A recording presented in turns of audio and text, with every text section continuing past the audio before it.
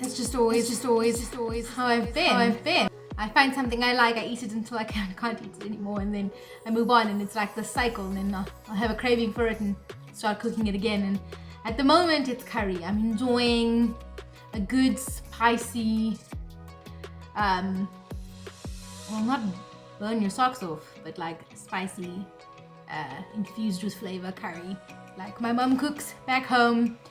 And so that's what I'm doing.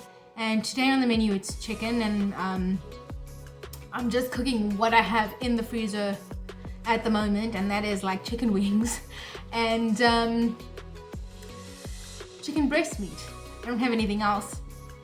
Usually I put some chicken thighs in as well, but I'm cooking what I've got.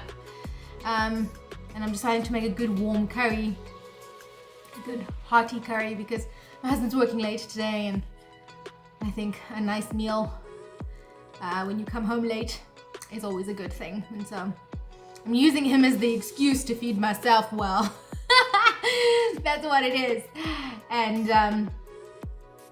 I'm logging the recipe at the same time. So a chicken curry is pretty easy, and unfortunately I can't eat standard potatoes, but a sweet potato doesn't necessarily do me any harm and hasn't affected the general functioning of my body. And I'll be over the sweet potato kick shortly and do roast vegetables with Brussels sprouts again. And for now, this is what my body's wanting and I'm enjoying. And it just helps create differences in my meals, because sometimes it's very difficult to eat high protein, low carb, because you're just eating meat all the time. It can be the same thing all the time. And if you're just roasting it or putting it over a frying pan, it's the same kind of meal with the same kind of everything. And I like to turn up the dial and make little changes to the standard dishes. But this is a level of comfort food that I can still indulge in. And if you're not into sweet potatoes or yams or whatever it is, you can take it out entirely and cook this whole dish without adding the potatoes, and it is equally as delicious. My mom used to do a quick chicken without the potatoes and just the chicken and all these spices quite often at home when she wanted something quick to eat. So it's not like you can't cook it without a starch or a potato. And at home we used to eat it with some rice or some bread, but I am going to do another chickpea roti because that is the vibe I'm in. And so here's attempt number 4.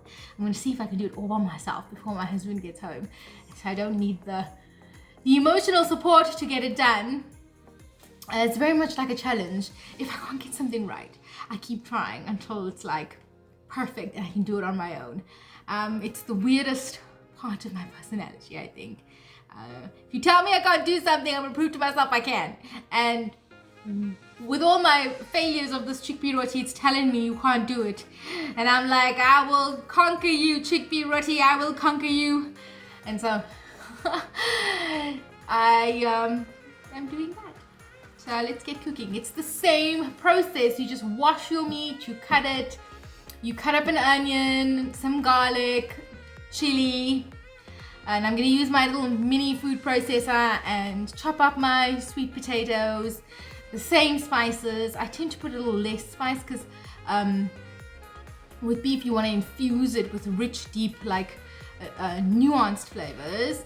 Whereas with chicken it grabs any flavor. So I like to be very specific, and I don't add like the extra cardamom pods or the cloves. I just use the standard usual suspects, which is chili powder, garam masala, cumin, coriander powder, and then some ginger and garlic. And it yields the most delicious, flavorful curry. At home, we used to eat it with potato and peas, and that was quite delicious. But I don't do that anymore. And today I happen to have a sweet potato still in my fridge, and so I'm going to use that. So let's get cooking. I'm going to talk throughout the whole thing. So here's me cooking and talking to myself. And whoever else is watching out there, my 22 viewers, thank you. This is my favorite tool in the kitchen, my mini food processor. And on the days when I'm super lazy and I don't want to chop anything, I just throw in whatever I'm wanting to chop and it does all the hard work for me. So today it's some onion, chili, and garlic. And you just blend it into a fine, almost paste-like consistency. I forgot the ginger. You're going to peel it, you're going to wash it, and then you're going to grate it as finely as possible. And you'll add it to the onion when it's frying in the pan. This is a trick I learned from my sister. I prep all the spices I'm going to need for my curry in advance so that when the cooking time starts, I'm not looking for anything in a panic. For my sweet potato, I like to prepare that in advance as well. I peel it and I will chop it into approximately 1-inch cubes, a little bigger, a little smaller, it doesn't matter, it will cook. And then I will wash it thoroughly and store in some water.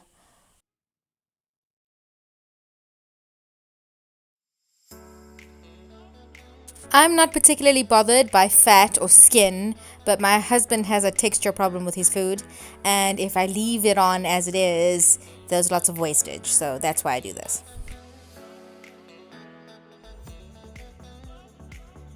Time to cook. In my mom's kitchen, we call this braising. I'm not sure what the term actually is. You're gonna add your oil and your chopped onion, garlic, and chili, as well as the grated ginger. You allow that to fry up. You're not looking to crisp it or caramelize it. You're just frying it up to release the aromas. And once you smell the flavors of garlic and onion, you will know that that is the time you're going to add your spices. Okay, when you add your spices, you're going to allow that to fry up. If there's not enough oil in there, you're going to add a little bit of water. It provides liquid to allow it to steam and heat the spices through, and it will release all the flavor profiles and the oils in the spices. And then you will add your chicken, and you mix that thoroughly, coating the chicken in all the spices, and you cover it and you allow it to cook on its own for the first 5 to 7 minutes.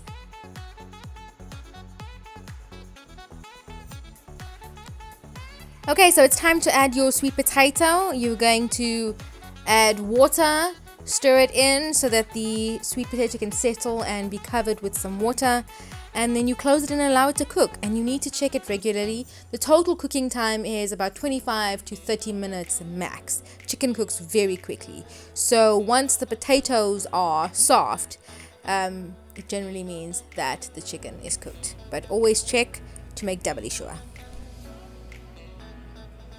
This recipe is happening in like live time, so while the chicken curry is cooking, I'm going to quickly whip up a batch of this chickpea flour roti dough. I prep my spices that I'm going to need in advance, so it's cumin, asafoetida, pepper, and turmeric. I like to have it prepped in advance because the whole preparation of the dough happens so quickly that you can't run around for something you've forgotten. To salted boiling water, 1/2 cup, you add your chickpea flour and you stir. The dough comes together very quickly. Once it comes together, you add your spices and you stir, and then you cover it and allow it to cool. Okay, while the cooling's happening, you check on your chicken. If it is fall off the fork soft potatoes, you can then switch your stove off. This right here is a proud moment. After 4.5 failed attempts, I understand this dough, and I had really minimal problems rolling the dough out. I know they're not perfect. I've never been a perfect roti dough roller. And then you fry it up. That goes down pretty quick as well. And it is pretty delicious.